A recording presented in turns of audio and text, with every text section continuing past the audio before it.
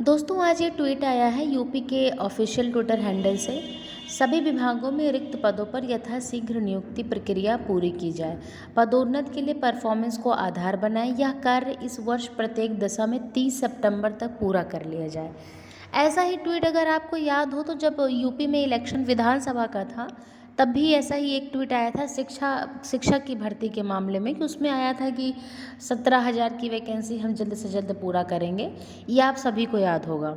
और उस ट्वीट का कुछ अता पता नहीं हुआ। सरकार बन गई, सरकार को 2 साल भी हो चुके हैं, लेकिन उस वैकेंसी का वो 17,000 जो थी उसका तो कोई अता पता ही नहीं है।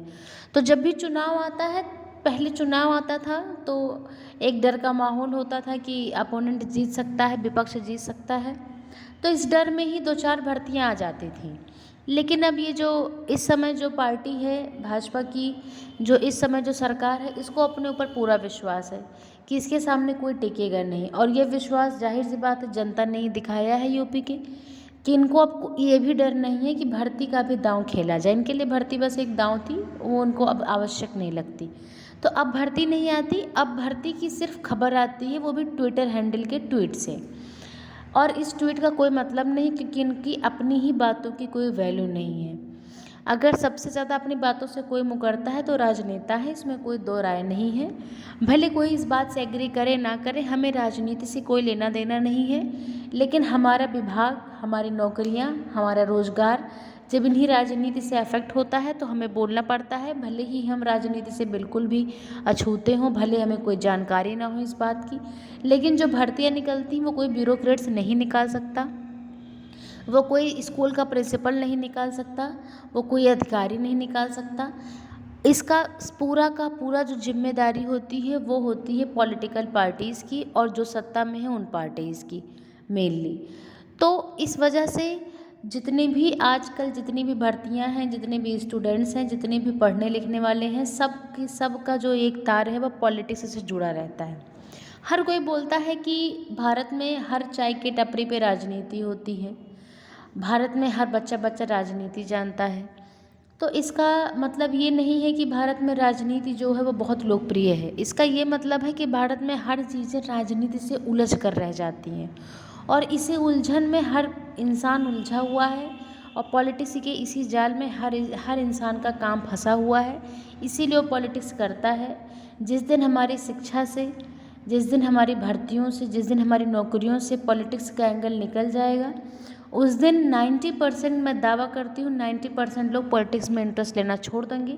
इनफैक्ट वो तो बिल्कुल भी इंटरेस्ट नहीं लेंगे जो अपनी पढ़ाई लिखाई कर रहे हैं, जिनको एक नौकरी चाहिए, जिनको अपनी ज़िंदगी चाहिए। उस समय सिर्फ पॉलिटिक्स में वही इंटरेस्ट लेगा जो पॉलिटिक्स में या तो कार्यरत है या तो पॉलिटिक्स में उसको इंटरेस्ट है पहले से ही। और रही बात भर्तियों की, तो यूपी में कोई भर्ती आने से रही। यूपी ट्रिपल एस सी की बात करें तो मैंने यूपी ट्रिपल एस सी पेट का 2021 का पेपर दिया था, 22 का भी पेपर दिया था। बहुत से लोग इसमें बोलेंगे कि स्कोर क्या था, तो मैं आपको बता दूं, आप जाके वीडियो देख सकते हैं। इनफैक्ट मैंने स्कोर पोस्ट नहीं किया है, स्कोर पोस्ट भी कर सकते हैं। लेखपाल का मैंने पोस्ट कर दिया था। अगर मैंने लेखपाल का पोस्ट किया तो जाहिर सी बात है कि मेरा एक डिसेंट स्कोर होगा। UP triple S C PET 2021 में मेरा स्कोर था 91 percentile. UP triple S C PET 2022 में मेरा स्कोर था 98.8 परसेंटाइल। मुझे फ़िलहाल पेट देके कोई फ़ायदा महसूस हुआ नहीं।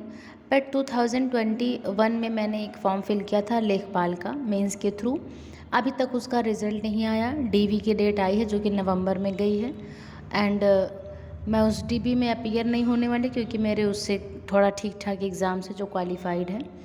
मेन बात इसकी नहीं है कि मेरा एग्ज़ाम क्वालिफाइड है, मेन बात इसकी है कि आपका एग्ज़ाम क्वालिफाइड है, वो आपकी स्टेट में है, एक वेल मैनेज्ड वे में आपने क्वालिफाई किया है, वो बहुत बड़ी बात होती है।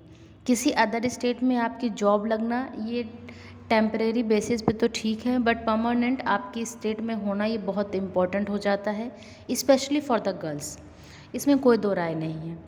मुझे समझ नहीं आता है कि अगर भर्तियां इतनी ही चुनाव के इर्द गिर्द घूमती थी तो कम से कम चुनाव आने पे ही दे देना चाहिए था। खैर, मेरा अपना मानना है कि मैं इस बार वोट दूंगी। मैं इस बार भाजपा को वोट नहीं देने वाली हूँ किसी भी कीमत पे। अभी भी आपको भावुक होने की ज़रूरत नहीं है।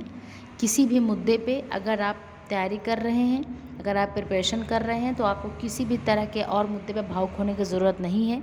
आपको अपनी तैयारी में, आप जिस सब्जेक्ट की तैयारी कर रहे हैं, जिस पेपर की तैयारी कर रहे हैं, जिस पोस्ट के लिए तैयारी कर रहे हैं, उसमें सरकार ने क्या योगदान दिया है, बस इतना सोच कर आप वोट दीजिएगा, तो आप अपना वोट ईमानदारी से दे पाएंगे।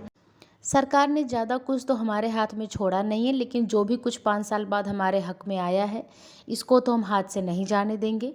और चाहे इसे आप गुस्सा कह लें, फ्रस्ट्रेशन कह लें, कुछ भी कह लें, है तो है। अगर आप में भी है तो आप भी दिखाएं। जितना मैंने किताबों में पढ़ा है, हम एक लोकतांत्रिक देश में रहते हैं और अपनी बातों को कहना ही लोकतंत्र है। धन्यवाद।